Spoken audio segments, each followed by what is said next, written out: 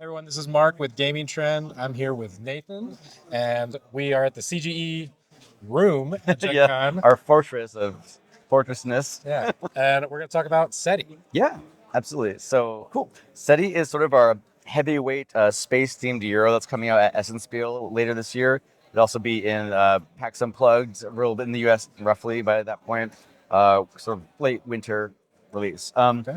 So this game is essentially about your scientific institutes that are searching for signs of life in our solar system and beyond. So in the game, one of your main focuses is to do different scientific research around parts of the galaxy to kind of uncover signs that will lead to these discoveries.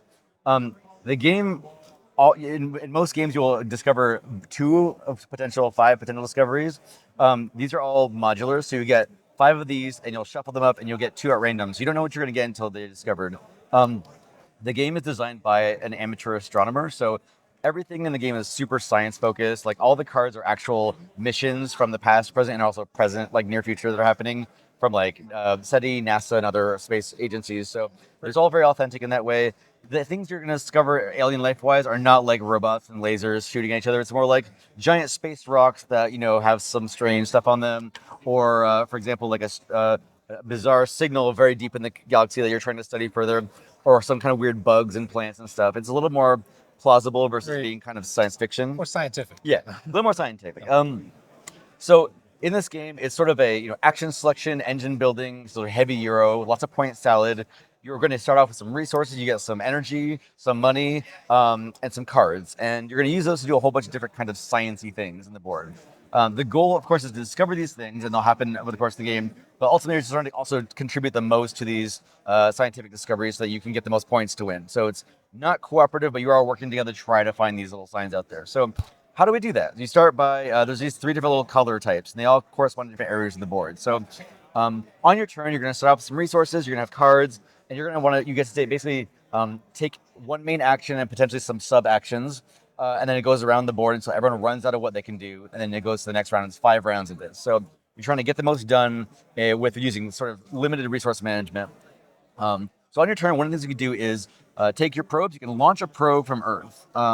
This lets you also spend energy if you want to. It's going to cost some money to make the probe and then energy to move it. So you're going to try to position your probe in certain planetary alignments.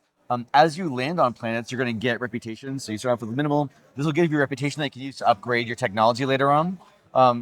So on a future turn, if you're on a planet area, you can then explore, use your probe to kind of explore it further. So then you go into like the zoomed in section of the board. So you start off sort of a galaxy launching probes. When you get to your destination, you go over here, and I'm on Jupiter. So let's say I want to do some research on Jupiter. You can either spend some combination of energy and money to put your probe into orbit permanently. So you get some victory points for that potentially, and you also get some other goodies. If you're the first person there, you get more of a bonus, but other people can also play to that spot as well. But maybe you want to send your probe to the planet's surface, or if it's a gaseous planet, you can throw it into the gas and it'll absorb. You'll lose the probe, but you'll get some stuff from that. So cool. Landing on the planet gives you some points and some other goodies, but also you'll then discover the yellow sign of life. So this is one of the 3 sort of discoveries you're working towards getting. So when you get that, you can choose one of the available slots. You're going to get some. You can cover up with your tokens. You're going to get some additional bonus points and additional goodies, reputation for doing that. So now this particular discovery, for example, is 1/3 of the way to being fully unlocked. Now, so the next kind of sort of area of the game is sort of this outer ring. This represents sort of exoplanets and nebula that are beyond the reach of our probe. So the way we study that is using our telescopes, like on the box. So we will point our telescope arrays at different areas of the galaxy to like study that essentially. Now, that costs you some resources and some energy to do that, but then you can do a multiple combination of different actions. And you can, as you upgrade your technology, it gives you more options for which sectors you can study. Oftentimes, you're kind of pointing out where the Earth is facing or nearby, but you can do multiple things over the course of the game as you upgrade your different your telescope tools. So when you're doing that, you're going to say, okay, let's say I'm going to do it over here. I'm going to get some data for doing that, and I'm going to put that in my computer for later. And I'm going to mark that I've been studying that area. So over the course of time, this will fill up. You get some points for doing that. And then when it fills up, whoever has the most of their color in there will then get a bonus discovery. They'll discover the, let's see, it's the purple life sign. So we can then go over here and mark one of these. So let's say we do that, we'll get some points. This will then reset, you'll get more data, and it can keep going and going. So these are all like refillable. So this is now 2/3 of the way full. And then, so the other way you can upgrade the next part is ties into your technology on Earth. So we've got these sort of we'll call it yellow or it's orange technology. These are tie into the using your probes around the solar system. So you have some that will give you the option to land on moons, which gives you more powerful rewards. You have some that give you the opportunity to have more than one probe in play at a time, and things like that. So you can upgrade those. The purple ones tie into the outer ring here, so you get more options with your satellite array and using your telescope to kind of study different sectors. But the third one is these sort of the blue, and this is your computer. So this builds an engine that you can reuse over the course of the game. So as you accumulate data from doing these different satellite sort of telescope signals, you'll be able to spend it as a free action. So right now you start off with not much in your board, but as you upgrade slots, you slot in blue things that give you just bonuses. So as a free action, you can then plug these in, any number of them as you want, as long as you've got them available as a freebie, and you're going to get the goodies you're covering up. But if you get all the way to the end, you reset everything. So this all goes away, and you reset your engine for later, so you can use it again.